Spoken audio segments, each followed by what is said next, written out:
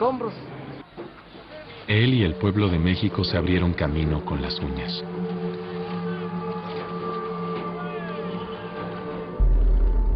La cifra inicial del gobierno de 26 muertos estaba muy errada.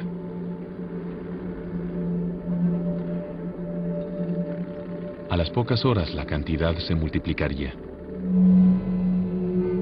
Y pasarían días para que los científicos pudiesen establecer la magnitud del terremoto en 8.1. Por extraño que parezca, el epicentro no se hallaba nada cerca de la Ciudad de México. Estaba localizado a 500 kilómetros de distancia en la costa del Pacífico, cerca de una ciudad llamada Lázaro Cárdenas.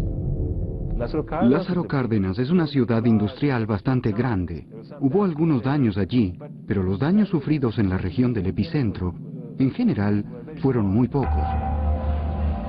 ¿Por qué los pueblos cercanos al epicentro sufrieron menos daños que la lejana Ciudad de México?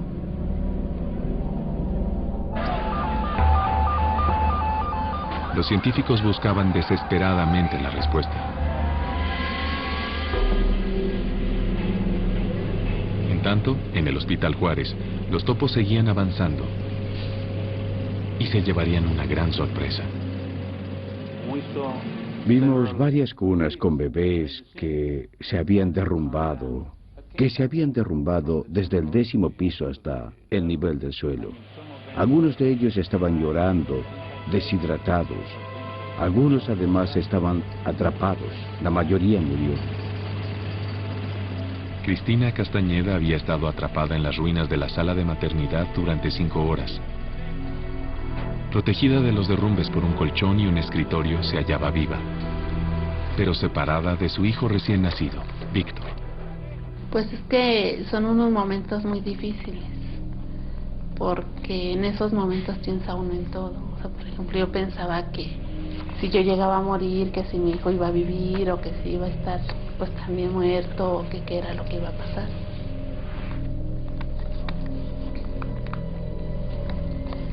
Eran muchos gritos, y fue cuando, como todos, pues todos gritábamos, y había muchos gritos, fue cuando nos empezaron a rescatar, a sacar, y ya fue cuando, o sea, pues los mismos gritos llegaron hasta a las personas las que nos rescataron.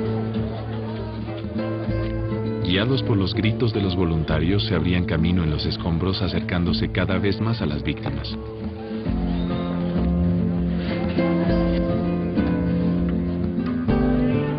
A medida que las horas pasaban, las víctimas iban siendo rescatadas de los escombros. Cristina Castañeda era una de ellas.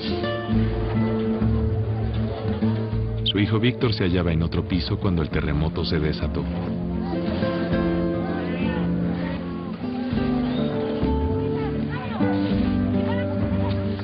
Parecía imposible que él y los demás recién nacidos pudiesen sobrevivir al derrumbe de hormigón y cristales.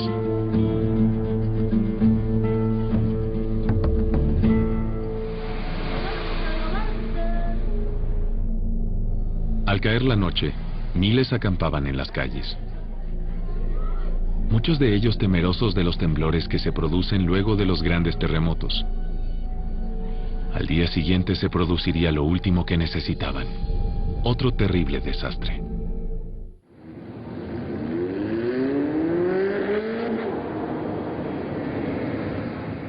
Atardecer del 20 de septiembre de 1985. 36 horas después de que un gran terremoto desencadenara una avalancha de destrucción a lo largo de la Ciudad de México, miles de personas se hallaban sepultadas bajo los edificios derrumbados. Los voluntarios, llamados topos, continúan encontrando a los vivos entre los muertos.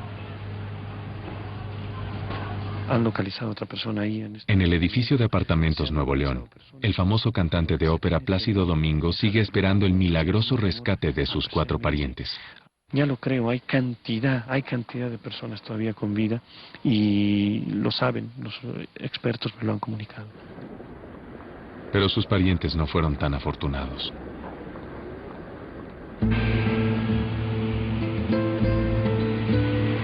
Especialistas extranjeros en tareas de rescate llegan a la Ciudad de México.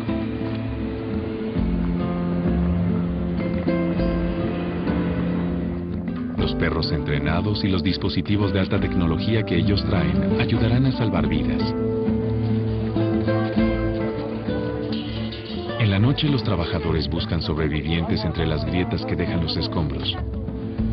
Para quienes están sepultados vivos y los que se deslizan entre las ruinas, ocurre lo peor que podía ocurrir.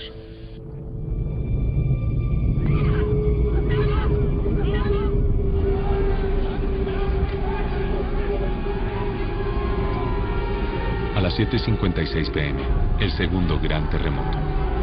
Magnitud 7.6. Este hospital, atestado de víctimas del primer terremoto, se convierte en una pesadilla de confusión y temor. Estamos causando pánico constantemente a los pacientes. Luego de una rápida inspección, se determina que el edificio del hospital, debilitado por el primer terremoto, está fracturado. Pues yo siento que el edificio está bastante dañado, está fracturado. Tiene bastantes fracturas. Deciden evacuar el hospital, temiendo que nuevos temblores pudiesen derribar el edificio. Les comentaba que puede quedarse así, ¿verdad? Los centros de salud se hallan doblegados. Los dos terremotos han dejado a la ciudad sin el 25% de las camas de hospital. Los pacientes, ¿a dónde los vamos a dejar? Doctor. Doctor.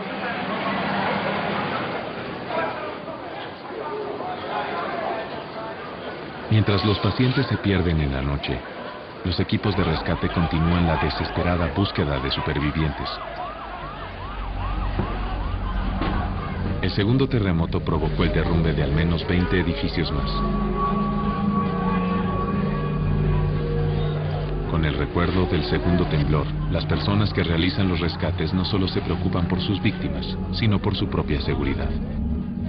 Valerosamente siguen adelante. Cerca de la medianoche, el país presencia por televisión un drama conmovedor que se desata en las ruinas del Hospital General. Un ser diminuto y frágil, milagrosamente suspendido en una grieta de hormigón.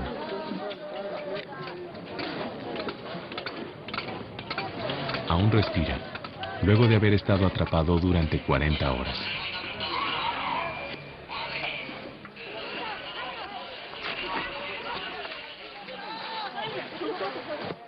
Los equipos de rescate franceses y mexicanos colaboran sin pausa para liberar al muchacho.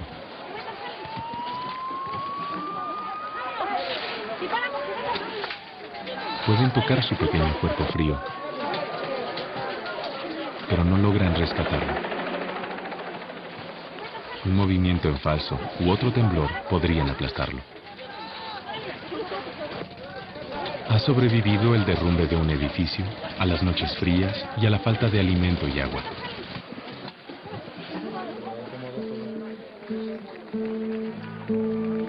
Finalmente, casi 2 días después de su nacimiento, el niño vuelve a nacer de las ruinas del Hospital General.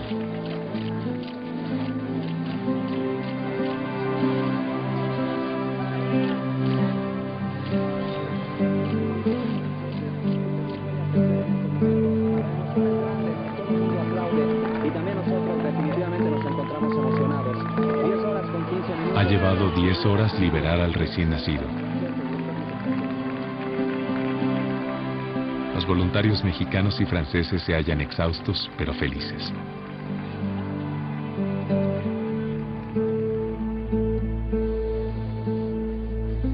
El niño está a salvo. Es uno de los recién nacidos a los que llaman los milagros. En total fueron rescatados 22 bebés de las ruinas de los hospitales General y Juárez. La doctora Dina Villanueva, junto con su equipo, fue la encargada de atender a estos niños en el Hospital Infantil Federico Gómez. Un recién nacido pudo estar sin líquido, pudo estar sin alimento, más de 8 días. Para muchos estos bebés eran simples milagros de Dios. Víctor Hernández, hijo de Cristina Castañeda, fue uno de ellos.